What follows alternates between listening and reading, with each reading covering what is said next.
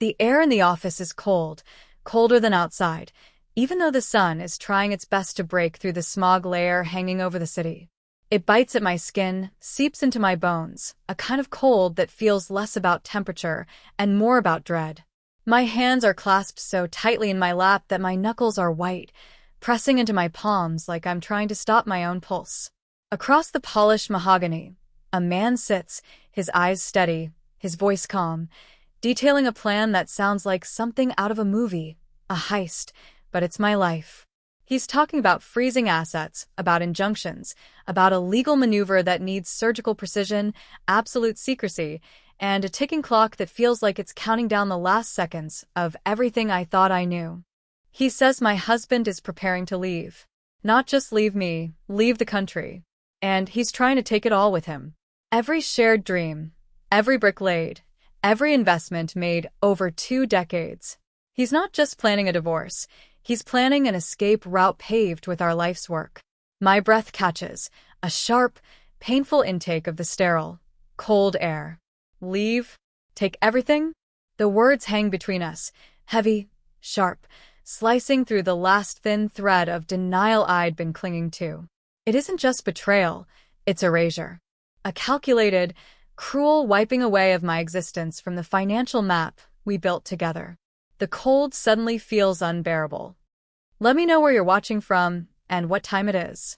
And if you haven't already, please subscribe. It helps me more than you know. We build a life, brick by painstaking brick. That's not a metaphor. We bought a fixer-upper when we were young, broke, and foolishly optimistic. We learned to lay tile from YouTube videos that buffered endlessly on dial-up internet.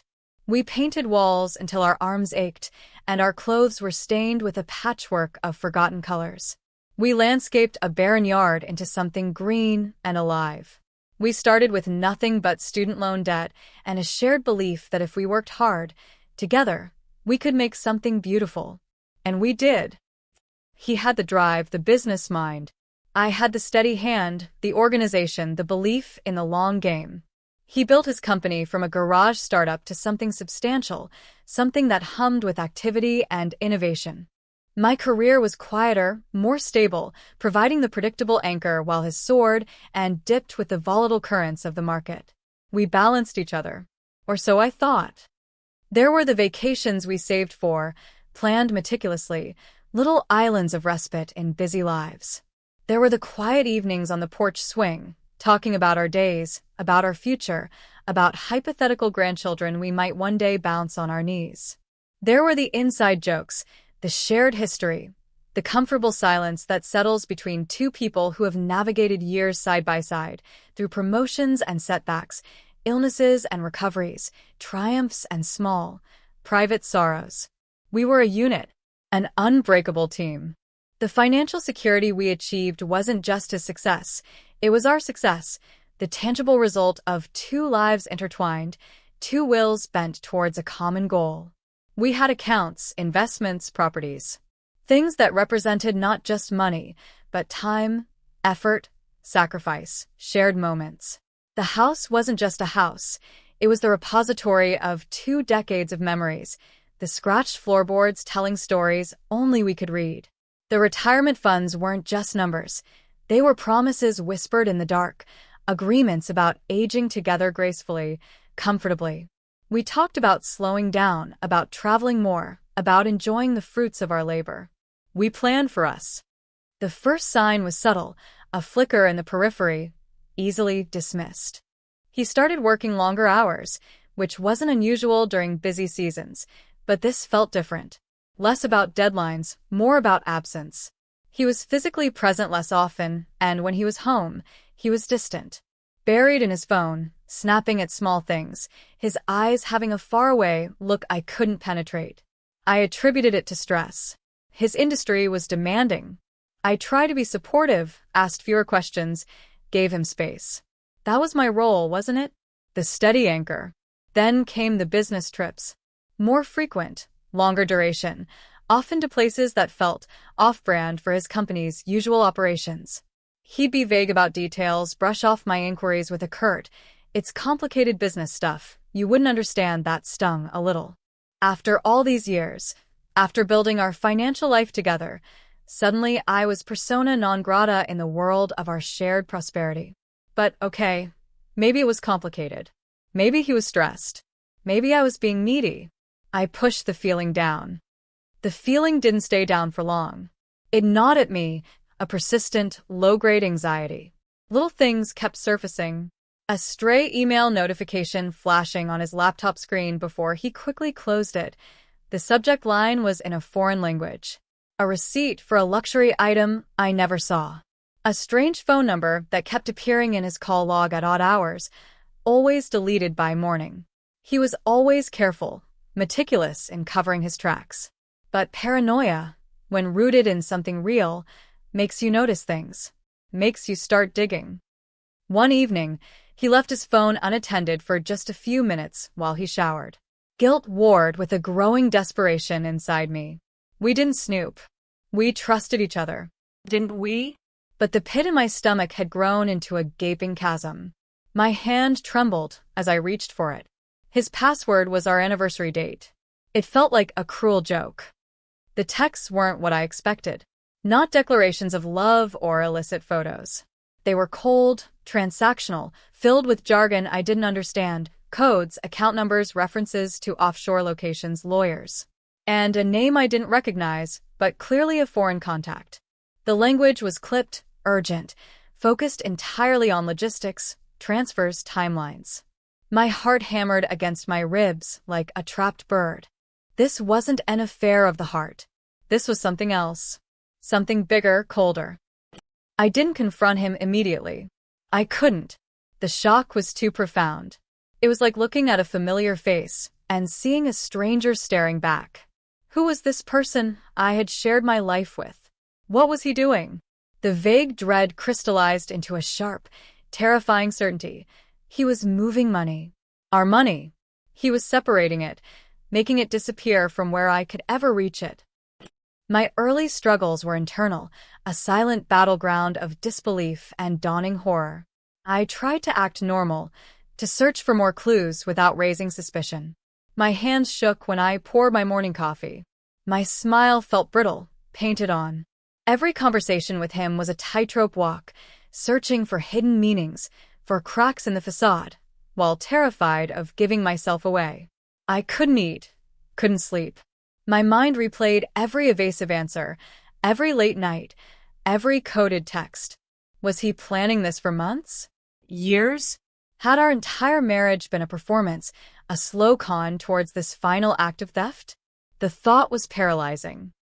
I became a ghost in my own home, moving silently, watching him, gathering fragments of information like a scavenger. Bank statements I could find, documents left carelessly on his desk, flight details from confirmation emails.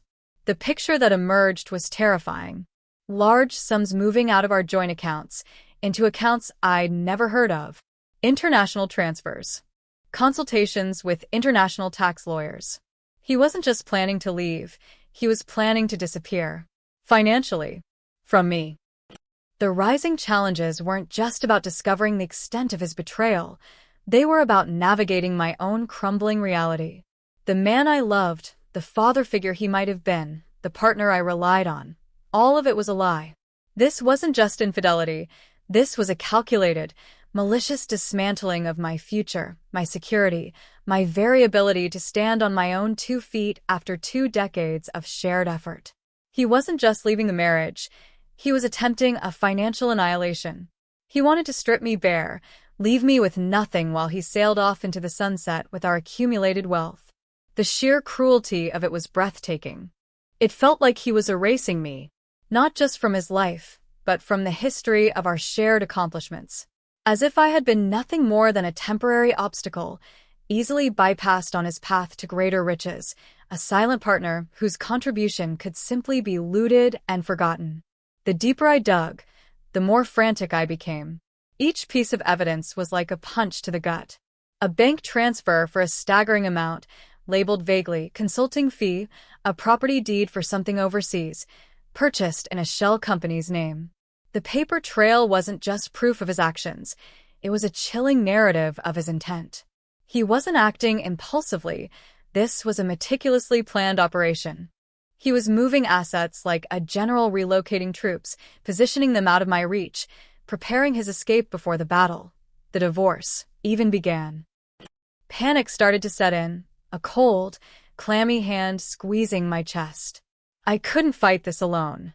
I was out of my depth, floundering in a sea of legal and financial maneuvers I didn't understand. My friends tried to be supportive, but they couldn't grasp the scale of it. "He wouldn't do that," they'd say. "He loves you," their words, meant to comfort, felt like another layer of isolation. They saw the man I thought I knew, not the stranger meticulously planning my ruin.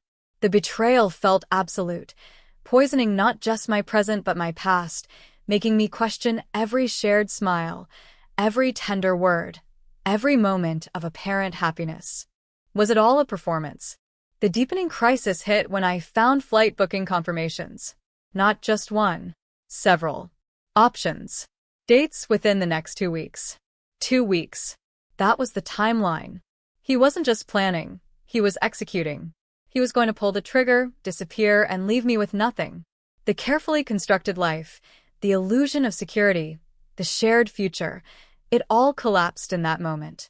The house suddenly felt cold and empty, a shell echoing with the ghost of a life that was never truly real.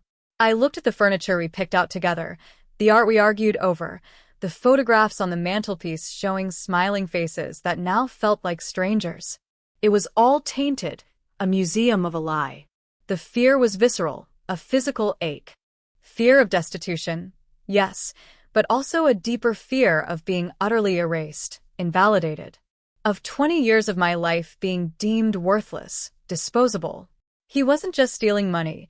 He was stealing my history, my identity as his partner, the co-architect of our world. He was reducing me to a footnote in his grand escape narrative. I knew then I couldn't wait any longer. I couldn't confront him, couldn't show my hand. He was too smart, too careful. Any hint that I knew would send him scattering, completing the transfers, boarding that plane, vanishing before I could blink. This wasn't a negotiation, it was a fight for survival. I needed help. Professional help.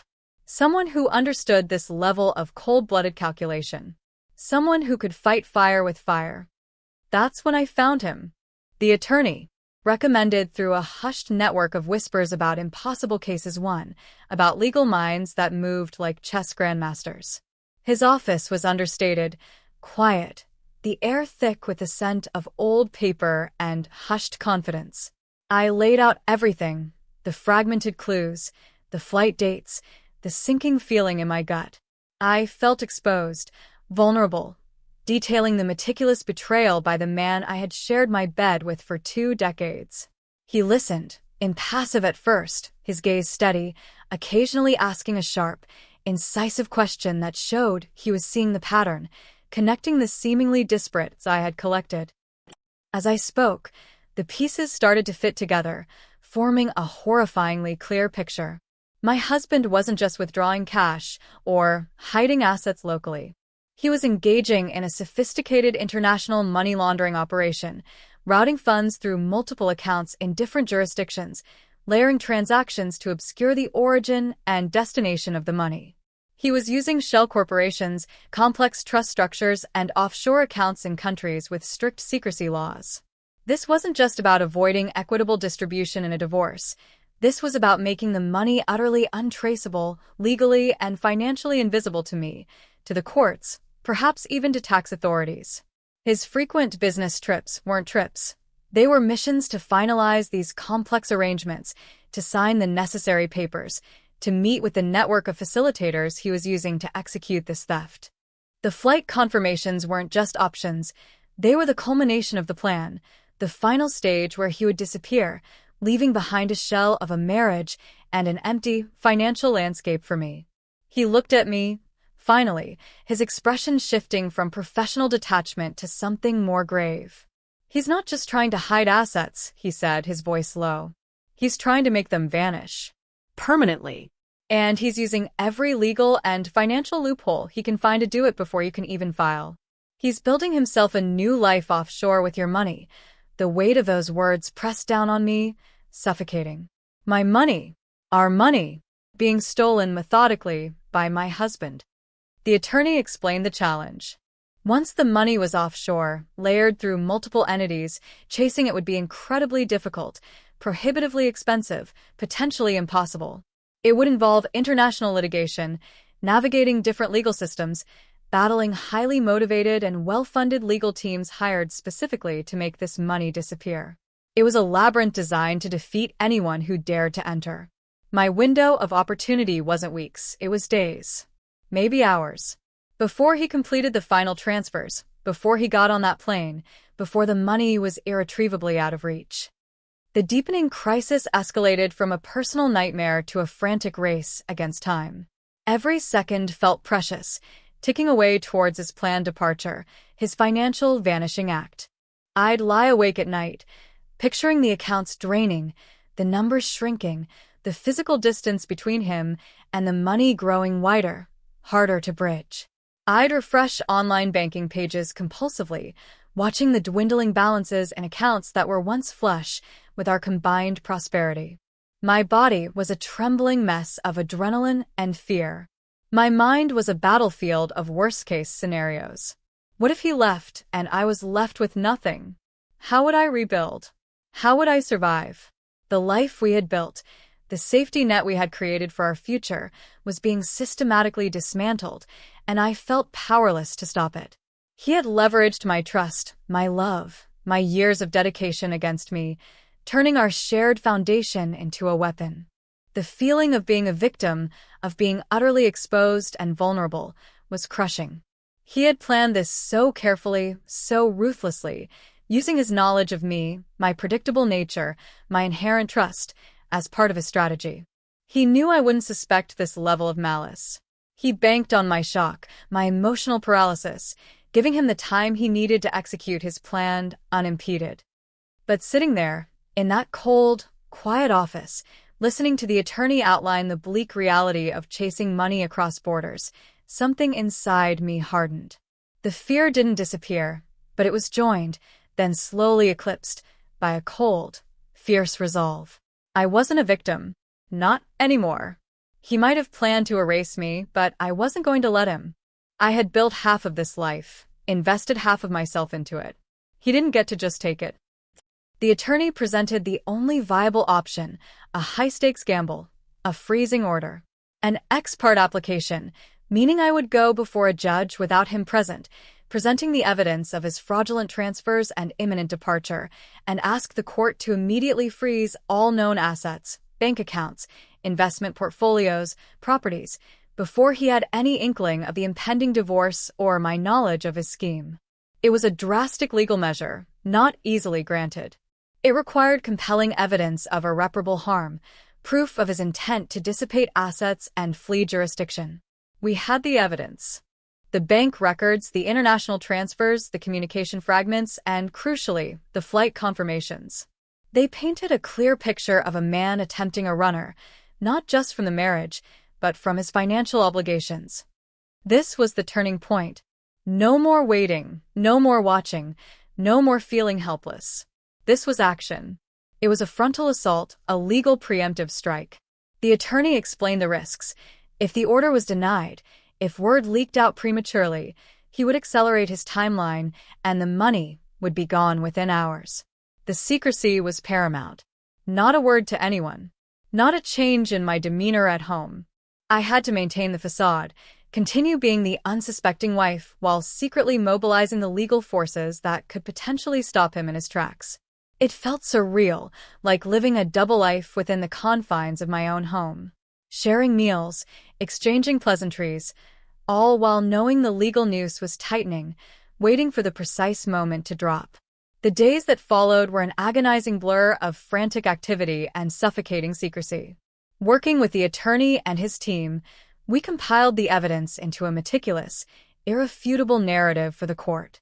Every suspicious transfer, every coded message, every confirmed travel plan was documented, dated, and presented as proof of his malicious intent. My life narrowed to this single focus, gathering information, staying silent, waiting. The house, once a symbol of our life, became a stage for my performance. I watched him, noting his movements, his phone calls, the briefcases he packed, trying to gauge his readiness to bolt. Every interaction felt charged, loaded with unspoken truths. I'd look into his eyes, searching for a flicker of the man I used to know, but all I saw was the cold calculation of someone focused on their endgame. He was a stranger wearing my husband's face. The dry humor I once shared with him was replaced by a biting internal monologue, a commentary on the absurdity and cruelty of the situation. I was trapped in a play I didn't write, starring opposite a villain I used to love. The tension was a physical weight, pressing down on my chest, making it hard to breathe. Sleep offered no escape. My dreams were filled with images of empty houses, vanishing money, planes disappearing into the clouds. I was a coiled spring, wound tighter and tighter, waiting for the signal. Waiting for the attorney to say, now. The call came on a Tuesday morning. My attorney's voice was calm, steady. The judge signed the order, he said. It's active. We're proceeding with service now. Service meant delivering the order, legally, officially, to him and to the financial institutions where the assets were held. It had to be done simultaneously, or as close to it as possible, to prevent him from reacting and moving funds in the critical moments between learning about the order and the banks being notified. The plan was in motion. He was at his office. The process servers were dispatched. Legal documents were simultaneously transmitted to the major banks and brokerage houses holding our assets. My role was simple: stay put. Don't call him. Don't do anything that might tip him off prematurely. Just wait. The waiting was the hardest part. The minutes stretched into hours, each tick of the clock amplifying the silence in the house. My hands were shaking again, but this time it wasn't just fear. It was adrenaline, anticipation. The fight was here. The moment of truth. My phone rang. It was his office number. My stomach clenched. Too soon? Did he know? I hesitated, then answered, my voice surprisingly steady. It wasn't him. It was his assistant, sounding flustered, confused. Mrs., my last name? Mr. Husband's name, just had some people show up here. Legal papers. Something about freezing. Everything. His accounts, the company accounts. He's really upset. He's yelling. He wants to talk to you. I took a deep breath, letting the words sink in. They showed up. The order was served. It was real. And he was blindsided. He hadn't expected it. He hadn't expected me to see it, to act, to fight back with this level of precision and force. He thought he had me cornered, defenseless. He was wrong. Tell him, I said, my voice cold and clear, cutting through the assistant's panic chatter. Tell him I have nothing to say to him. The call ended. Silence descended again, but it was a different kind of silence now. Not the silence of dread, but the silence of shock, of realization. The climax wasn't a shouting match or a dramatic confrontation. It was a legal document, a piece of paper served at precisely the right moment. It was the quiet click of the trap closing. The plot twist wasn't just that I won, it was how I won. He was so focused on his intricate international escape plan, so confident in his ability to outrun me legally and financially, that he completely underestimated my ability to discover his plan and, more importantly, to act decisively and secretly with expert legal help. He was looking towards distant shores, planning his getaway vehicle, while I was quietly laying a legal minefield right under his feet, at home. He never saw the freezing order coming. He never anticipated that I would expose his hand before he could play his final card. He thought he had days, maybe a week, to complete the last few crucial steps before he vanished. The order hit him when he was still here, still accessible, with the bulk of the assets frozen before the final, irreversible transfers could be completed. His plan to leave the country with everything was stopped dead in its tracks, not by a dramatic showdown, but by a stack of papers delivered by a process server. He was trapped. The airport gates, the waiting bank accounts overseas, the new life he planned to build on my ruin, all suddenly out of reach. He was stuck, facing divorce proceedings with every single asset he tried to steal now locked down by a court order. He thought he was so clever, so far ahead. But he was looking in the wrong direction. He was so busy planning his escape route that he didn't see the walls closing in behind him. He tripped over his own arrogance. The aftermath isn't victory in the way you see in movies. There's no cheering, no grand pronouncements. There's just Quiet. a profound exhaustion that seeps into every muscle, every bone. The adrenaline fades, leaving behind a vast, echoing emptiness. The immediate relief that the money is safe, frozen, not gone forever, is immense, but it's layered with a bitter sadness. This wasn't just about money. It was about trust, about a shared history, about 2 decades of my life reduced to a legal battleground because the person I loved chose betrayal over honesty, theft over partnership. The legal fight is far from over. The divorce proceedings will be complex, navigating the frozen assets, proving the fraudulent transfers, ensuring a fair division. But the immediate existential threat, losing everything, being left destitute while he lived comfortably off our shared labor, that threat has been neutralized. The freezing order was the shield that protected me from financial ruin. It was the legal weapon that disarmed his attempt at erasure. I look around the house now, the scene of so much history, so much pain. It still feels tainted, but less so. The objects are just objects. The memories are just memories. They can't be stolen, only redefined by the truth. The man I married was a stranger, capable of a level of coldness and calculation I never imagined. That truth hurts more than any financial loss ever could. But facing that truth, seeing it clearly, is also strangely empowering.